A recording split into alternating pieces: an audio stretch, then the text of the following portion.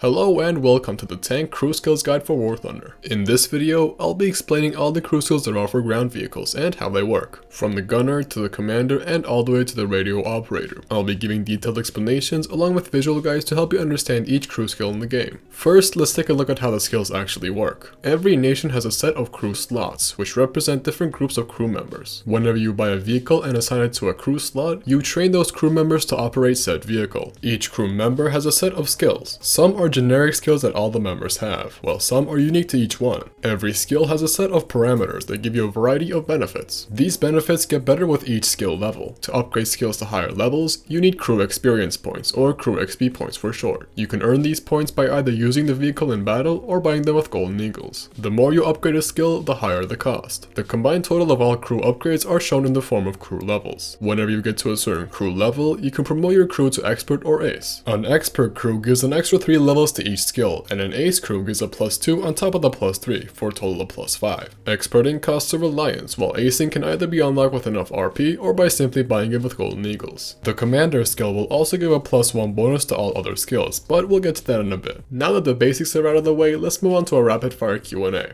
Do the crew levels and qualifications stay on a crew slot even if you switch to a different vehicle? The upgrades stay, but an expert or ace crew is tied to the vehicle and slot. This means you can use whichever tank you want in a slot and you can keep the upgrades. But you do have to buy another expert or ace crew for each tank, so pick your lineups carefully. Can you refund skills you upgraded? No.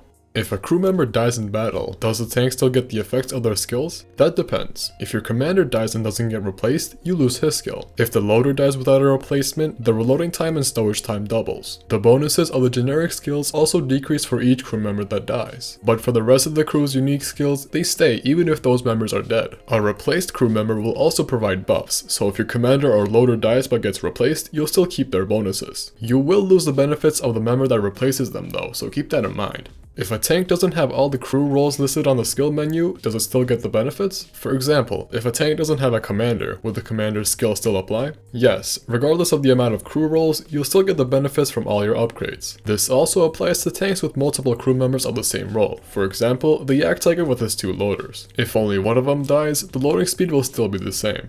If a crew member gets wounded, how does it affect their performance? And will they heal over time? A wounded crew member performs exactly the same as a regular crew member. And no, they cannot heal themselves over time, even with a maxed out vitality skill. However, Gaijin is considering adding a healing mechanic, so this might change in the future. Check the pinned comment for further updates. Still with me? Good. Let's move on to the skills themselves, starting with the generic ones. These are skills that all the crew members have. You should keep in mind though, for these, the average value of the upgrades counts. Think of it like a big skill bar, which gets increased as you upgrade your crew. For example, let's say you upgraded a generic skill by 1 level on your gunner, 1 with your driver, and 2 with the commander. The total value for that skill would be 4 out of 25, or 16% of its maximum potential. These generic skills include Keen Vision, Field Repair, Agility, and Vitality. First up is Keen Vision. Keen Vision allows your crew to spot tanks further away. In arcade, it affects how far you can spot enemies, and in realistic, it affects render distance and the small arrows on the side of your screen. Take a look at this example. Me and the enemy are standing roughly a kilometer apart, and I can see him perfectly fine through my scope and binos. When I switch to third person though, poof, he's gone. In this example, my tank has 0 upgrades to Keen Vision. Now take a look at this. In this example, my tank has Keen Vision fully upgraded, and as you can see, the tank is fully rendered. In third person, if a faraway tank isn't moving or shooting, they'll be invisible after a certain distance if you don't have any Keen Vision levels. If you upgrade the skill though, that distance gets increased by a decent amount. Besides that, you'll also get more of the arrows on the side of your screen that point towards an enemy tank or plane. This can be quite useful for spatial awareness. Now that that's out of the way, let's take a look at the parameters. Upgrading Keen Vision gives you a variety of boosts. You can split them up into 2 groups, detection and identification. In arcade, detection allows you to see an enemy and create a marker over their tank. Identification allows you to see exactly which tank it is. For example, if you see a tank far away, it would just say medium tank, but the extra identification will give you the exact model. For example, T-3485. The first through third parameters are about detection, and they're quite similar. Absolute detection is about how far you can spot enemies around your vehicle. Even if you're not looking directly at the target, you can still spot them thanks to this parameter. The second one is movement line detection. This improves your driver's ability to spot enemies. In other words, you'll be able to spot targets where your hull is facing. The third parameter is is line of sight detection. This one lets you spot enemies with your turret or camera. It has an interesting feature along with it though. If you use your scope or binoculars, it triples the total value, so you'll get 3 times the distance you'd get in third person. The 4th through 6th parameters are about identification. These aren't very useful since they just tell you the model of the tank you're facing. And the last parameter is aircraft detection. This one lets you spot enemy aircraft in the sky. It's quite useful for both arcade and RB, since you'll be getting the markers in the sky or the arrows that point towards a plane. This parameter also triples in value if you use your scope or binos. Now for some extra tidbits about keen vision and how it affects scouting. The improved optics modification on scouting vehicles gives all keen vision parameters a 30% boost, but the skill does not affect how far you can scout enemies. In this example, I'll use a Centauro with 0 keen vision upgrades or qualifications, and without the improved optics modification, I could still scout this enemy 2.5 kilometers away. That's more than triple all the parameters, so the skill has no correlation to the maximum scouting distance. And to wrap it up, upgrading keen vision to the max will cost you 2,032 points per crew member, for a total of 10,160 points for all 5.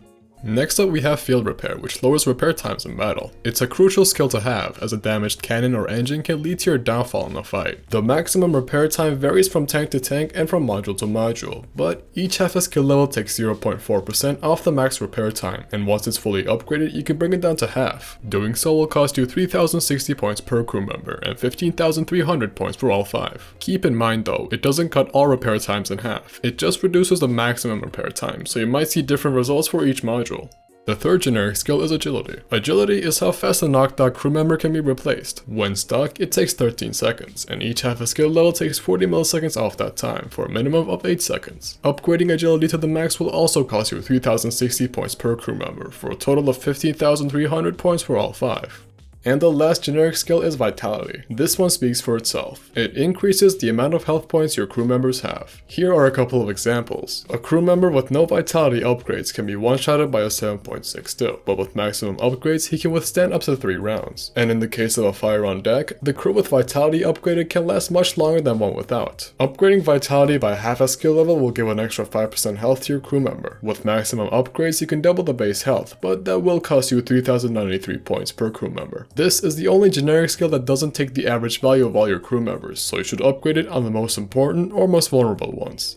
Now it's time to move on to the unique skills. As the name suggests, these skills are unique to certain crew members. The first one is the driver's tank driving skill. Tank driving affects how fast the driver can hit the brakes and switch gears, so it improves acceleration and responsiveness when turning. The skill has 2 parameters, braking time and gear shifting time. Don't confuse braking time with braking distance. Braking distance is how far the tank goes before fully stopping. On the other hand, braking time is how fast your driver can hit the brakes, so it doesn't change how fast you can stop. Braking time does affect responsiveness when turning however, so it lowers the time between you pressing a button and the driver turning. Gear shifting time changes how fast you can switch gears. When you reach a certain speed, your driver will automatically change the gear, and this skill affects the time between reaching set speed and the driver shifting. Let's check out some practical examples of this. The first test was turning in place, and as you can see, there isn't a huge difference. In fact, they're almost identical. The next test was how fast they can reach their top speed, and again, little to no difference. And lastly, I tested a slope with a Panzer IV. Once again, it's pretty much the same.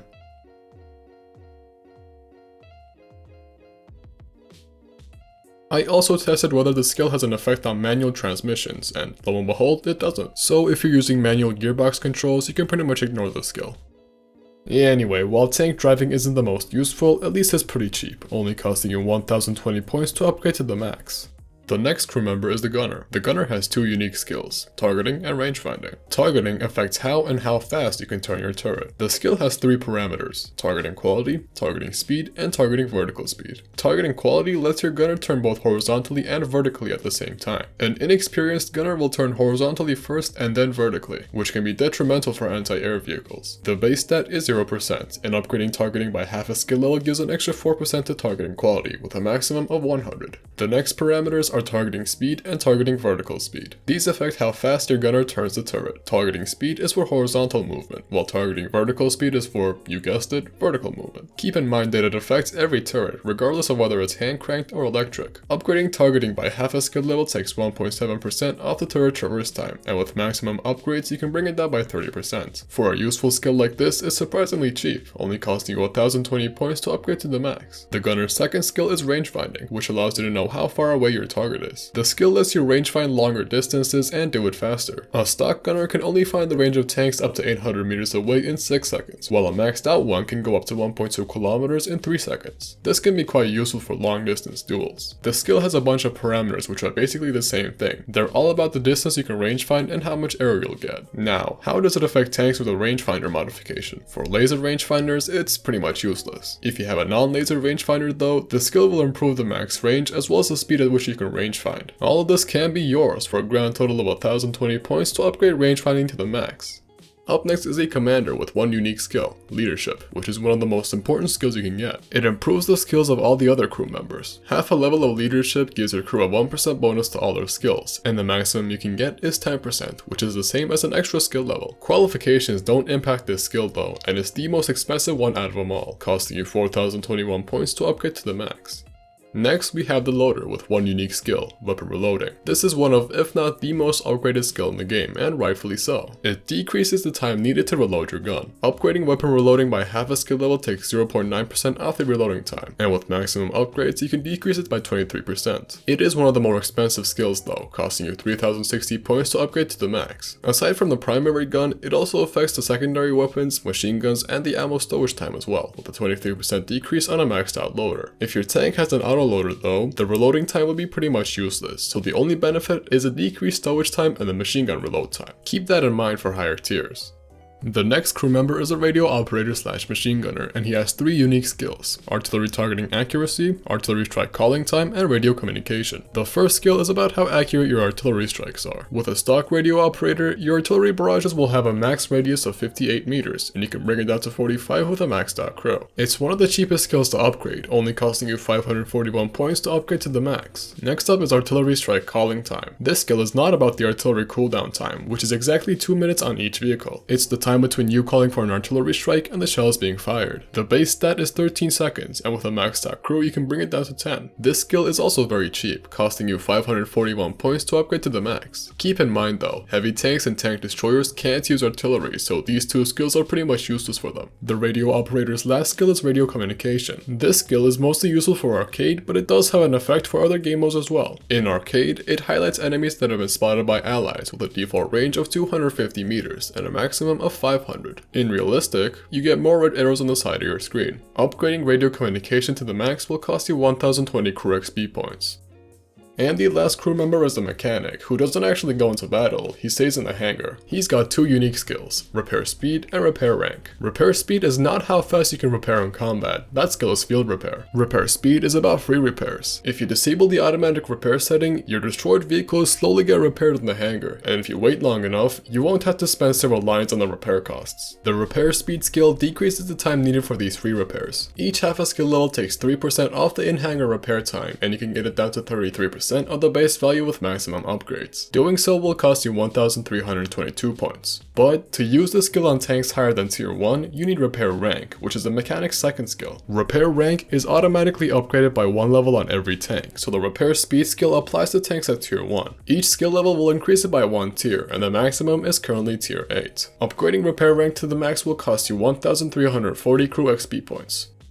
And that concludes the explanations. Now time for some general tips, starting with which skills should you upgrade first. Weapon reloading, field repair, and leadership are the 3 main skills you should prioritize for any vehicle. The other ones depend a lot on which tanks you'll be using. For example, for anti-air vehicles, you might want to focus on targeting and keen vision, for the diagonal turret traverse and the extra plane detection. For a tank destroyer, range finding and vitality might be more useful, since you'll be staying at a distance from the front lines. Think about how you want to play with which vehicles, and pick skills that complement that playstyle. But this is very important, you should distribute your points across multiple different skills. Even the game tells you to do this. Remember, crew upgrades can give you a maximum of 40% the max value. Qualifications will give you an extra 30% and 20%. To get qualifications, you need crew levels, and for crew levels, you need to upgrade skills. But like I said in the intro, the more you upgrade a skill, the more it'll cost. The most effective way to get crew levels is to distribute your points across multiple different skills. I'll simplify it with 2 examples. examples. Let's say person A spent their points on maxing out weapon reloading, field repair for 3 crew members, and leadership. The total cost will be 16,000 crew XP points and will result in 25 crew levels, enough to get an expert crew for a tier 2 tank. So in total, person A got a level 9 weapon reloading, a level 6.6 field repair, a level 5 leadership, and got all their other skills to level 4 for 16,000 crew XP points. Person B, on the other hand, spent their points on getting all the generic skills up to level 2 for all the crew. He also upgraded weapon reloading and leadership to level 3 and upgraded the artillery skills to level 3 as well. For a cost of 9,000 points, person B will get 52 crew levels, enough to ace that tier 2 tank. The result will be a level 7.5 weapon reloading, a level 3 leadership, and a level 7.5 field repair at the cost of only 9,000 points. In addition to that, they would have all their generic skills at level 7.5 and the rest of the skills at level 5.5 as well. See the difference? Diversifying your points is not only better cost-wise, but you'll also get much better stats a lot quicker. Oh, and the reason for upgrading the artillery skills is that they're really cheap, so you can use them to get qualifications faster. And if you want to get crew XP points quicker, you can use ground, air, or naval vehicles. The points are stored in the same place for any game mode, so if you want to grind some points for tanks but want to use a plane, go ahead. The XP gain is also different for each game mode. In RB or Sim, each 100 RP gained with a vehicle gives you roughly 1 crew XP points. In Arcade though, you get triple that value, so if you're focusing on maxing out your crew, try out Arcade. Anyways, in conclusion, prioritize weapon reloading, field repair, and leadership, pick other skills that complement your playstyle, distribute your crew XP points, and get qualifications. You can upgrade the artillery skills and use different game modes to grind quicker as well. And that about covers it. If you have any questions, feel free to leave them in the comments. If you have any suggestions or you think I missed anything, again leave a comment below. Other than that, thanks for watching and I'll see you in the next video.